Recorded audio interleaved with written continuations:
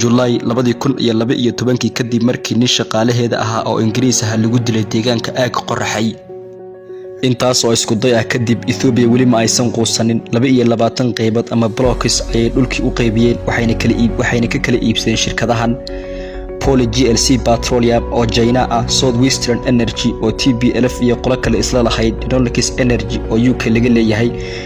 UH oo iyadna UK laga leeyahay, East Exploration Limited oo Dubai laga lahaa, Afrin PLC oo iyadna UK laga lahaa, East African Exploration Limited oo Kenya laga lahaa, iyo General Energy oo Turki laga leeyahay. shirkadahana waxay iibsadeen dhammaan xuquuqda baarista shidaalka waxayna u kala qaybsadeen blogyo. blogga 11aad Eleele 1.3 gobolka Shabeelle, blogga 12aad Goddheere ee Qalaafo oo ah gobolka Shabeelle, iyo blogga 15aad Jeexdin 2.7 oo ku yaala gobolka Qoraxay deegaanka Shilaabo, blogga 16aad Baaray oo ah gobolka Afdheer, blogga 17aad Cagaar Weyne oo ku yaala gobolka Doolo gaar ahaan aaga Wardheer, iyo blogga 20aad Booq oo ah gobolka Doolo.